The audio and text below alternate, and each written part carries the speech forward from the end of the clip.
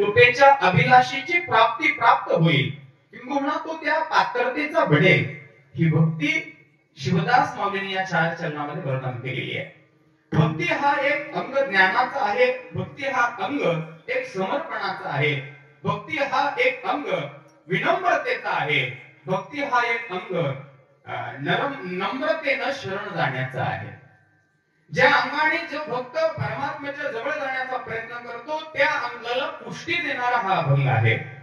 ज्ञानाच्या तुलनेमधून ज्या वेळेला परमात्म्याला जवळ पाहतो त्यावेळेला परमात्मा बाहेर जेवढा आहे तेवढा अंतरंगामध्ये आहे ही खूण दाखवणारा हा अभंग आहे. सामान्य दृष्टिकोनातून परमात्म्याला जो बाहेरच पाहतो त्याला बाहेरची वस्तू ही परमात्मा स्वरूप कसे आहे त्याचं दर्शन घडवणारी ही अभंग श्रुती आहे, अभंग वाङ्मय आहे, ही अभंग लेखणी आहे. आणि सामान्यातील सामान्य भक्ताला असामान्य पद ज्या भक्तीतून प्राप्त होणार आहे त्याची अभिनव परिकाष्ठा या अभंगामध्ये घडलेली आहे. शिवाय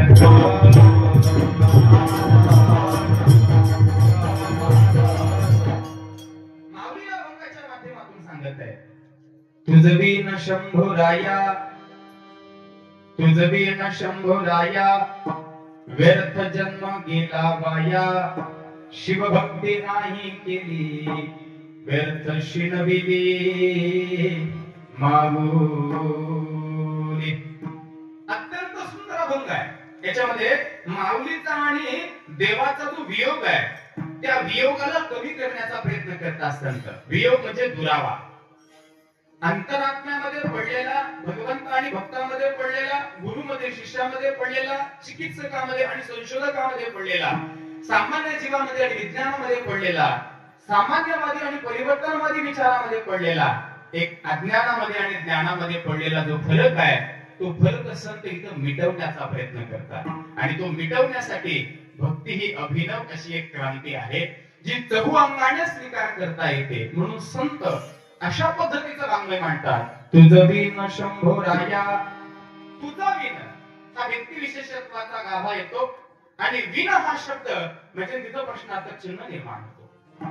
विन हा शब्द पुढे काहीतरी आहे हे दाखवणार आहे. म्हणून तुझ बिन शंभुराया, व्यर्थ जन्म गेला वाया, शिवभक्ती नाही केली, व्यर्थ शिणविली माऊली. शिवभक्ती जर नाही घडली तर शिवदास माऊलीला असं म्हणायचं आहे, जन्मा येऊनी काय केले असं संत म्हणतात. काय उपयोग आहे म्हणजे जन्माला येऊन? जर आम्हाला जर ज्या परमेश्वराने जन्म दिला त्या परमेश्वराची जर भक्ती होत नसेल, ज्या ईश्वराने या प्रकृतीला आणि या पुरुषाला निर्माण केलं, ज्या ईश्वराने चराचर विश्व ब्रह्म निर्माण केलं, ज्या ईश्वराने ही जीव सृष्टी निर्माण केली, किंबहुना ज्या परमेश्वराने आम्हाला निर्माण केलं त्या परमात्म्याला विसरून जर आम्ही जर जगत असतात तर संत म्हणतात, व्यर्थ त्या माईला तू जन्माला येऊन शिणवलास. त्या माईला व्यर्थ तू शिणवलास. 9 महिने 9 मास त्या माईला एवढा त्रास दिला की जगातल्या कुठल्याच जीवाने तेवढा त्रास दिला नाही तेवढे त्रास तू दिलास.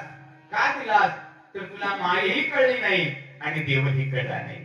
म्हणून हे कळण्यासाठी तुला भक्ती करावी लागेल. पण दुर्भाग्य संसाराच्या विचारामध्ये भौतिकवादी जीवनाच्या उन्नतीसाठी आणि केवळ प्रपंचासाठी जगणाऱ्या जीवाला भक्ती कधीही घडू शकत नाही.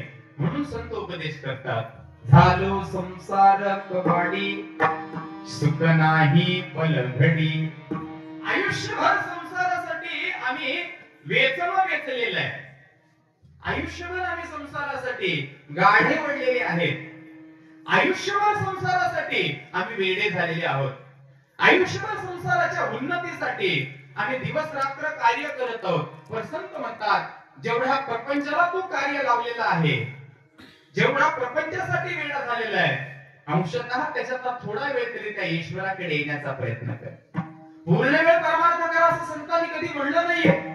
पण प्रपंचातला थोडा वेळ का होत नाही आपल्या आत्म उद्धारासाठी, आपल्या आत्मकल्याणासाठी, आपल्या आत्मचैतन्याच्या भेटीसाठी, किंबहुना मी कोण आहे या शब्दाची आकल आणि उकल होण्यासाठी गाभाऱ्यामध्ये या, त्या परमात्म्याच्या जवळ या, कधीतरी हात जोडा आणि कधीतरी म्हणा ओहम. देवा, मला जन्माला जे घातलास ते का घातलास, कशासाठी घातलास, याचं कारण एवढं दे. एवढं कधीतरी मागण्याचा प्रयत्न केला आणि एवढं जर नाही करता आलं तर माऊली म्हणतात आयुष्याचा नाश झाला. काय म्हणतात माऊली? आयुष्याचा नाश झाला, दास म्हणे वाया गेला, शिवभक्ती नाही केली, व्यर्थ शिणविली माहुली.